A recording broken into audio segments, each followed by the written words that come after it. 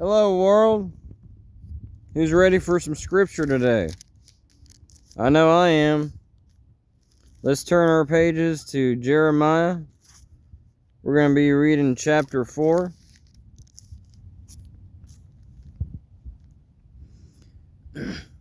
Here we go. If you will return, O Israel, declares Jehovah, if you will return to me, and if you will remove your disgusting idols from before me, then you will not be a fugitive. And if you swear, as surely as Jehovah is alive in truth, justice, and righteousness, then the nations will obtain a blessing for themselves by him.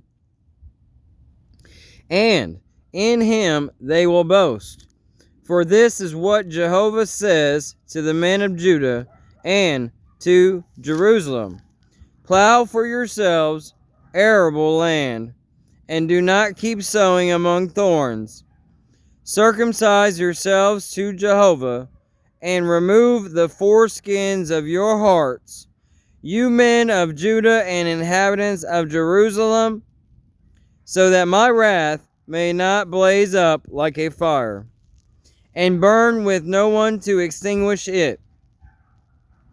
Because of your evil deeds, declare it in Judah, and proclaim it in Jerusalem. Shout and blow a horn throughout the land. Call out loudly and say, gather together and let us flee into the fortified cities. Raise a signal toward Zion. Seek shelter and do not stand still. For I am bringing in calamity from the north, a great crash.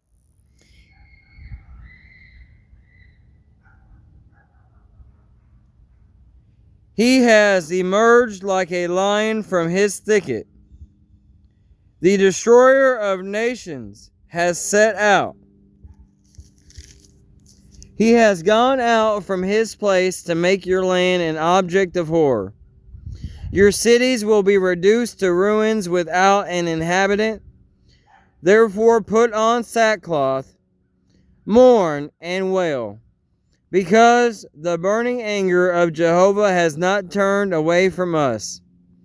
In that day, declares Jehovah, the heart of the king will fail him. Also, the heart of the princes, the priests will be horrified, and the prophets will be amazed. Then I said, alas, O sovereign Lord Jehovah, truly you have utterly deceived this people and Jerusalem, saying, you will have peace, when the sword is at our throats. At that time it will be said to this people and to Jerusalem, a scorching wind from the barren hills of the desert will sweep down on the daughter of my people. It is not coming to winnow or to cleanse. The full wind will come.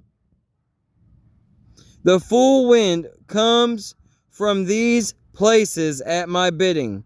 Now I will pronounce judgments against them. Look, he will come like rain clouds, and his chariots are like a storm wind. His horses are swifter than eagles. Woe to us, for we are ruined. Wash your heart clean of wickedness, O Jerusalem, in order to be saved. How long will you harbor wicked thoughts? For a voice tells the news from Dan, and it proclaims disaster from the mountains of Ephraim. Report it, yes, to the nations. Proclaim it against Jerusalem. Sentinels are coming from a distant land, and they will raise their voices against the cities of Judah. They come against her on all sides like guards of the open field, because she has rebelled against me, declares Jehovah. your own ways, and your actions will be brought upon you. How bitter is your disaster, for it reaches clear to your heart. Oh, my anguish, my anguish. I feel great pain in my very heart. My heart pounds within me.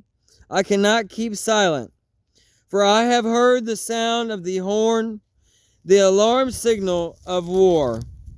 Disaster after disaster has been reported, for the whole land has been destroyed. Suddenly, my own tents are destroyed. In a moment, my tent cloths. How long will I keep seeing the signal? Keep hearing the sound of the horn? For my people are foolish. They take no note of me. They are stupid sons with no understanding. They are clever enough when it comes to doing bad, but they do not know how to do good. I saw the land, and look, it was empty and desolate. I looked at the heavens, and their light was no more. I saw the mountains, and look, they were quaking, and the hills were shaking. I saw, and look, there was no man, and the birds of the heavens had all fled. I saw, and look, the orchard had become a wilderness, and its cities had all been torn down. It was because of Jehovah, because of his burning anger. For this is what Jehovah says: the whole land will become desolate, but I will not carry out a complete extermination. For this reason, the land will mourn, and the heavens above will become dark. It is because I have spoken, I have decided, and I will not change my mind, nor will I turn back from it. At the sound of the horsemen and the archers, the entire city flees. They enter into the thickets, and they climb the rocks. Every city is abandoned, and no man dwells in them. Now that you are devastated, what will you do? You used to clothe yourself with scarlet, to deck yourselves with gold ornaments, and to enlarge your eyes with black paint. But it is in vain that you beautified yourself. For those lusting after you have rejected you. They are now seeking to take your life. For I have heard the sound like that of a sick woman, the distress like that of a woman giving birth to her first child, the voice of the daughter of Zion who keeps gasping for breath. She says as she spreads out her palms, woe to me, for I am exhausted because of the killers.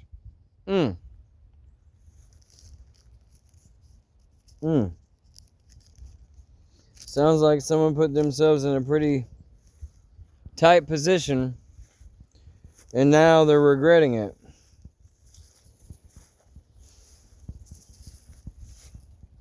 We have to be very wise when we make our choices in life. A lot of times we get put in positions or we have options, but they're not very good options in the long run. And even if they're not very good options in the long run, if it has anything to do with harming someone else, or scheming, or taking a shortcut, it's not the right choice. It truly ain't. We really need to wake up to the many paths that are set in front of us. And a lot of these paths may be easier, but they're not the right path. Okay? Some of the best things in life do not come easy.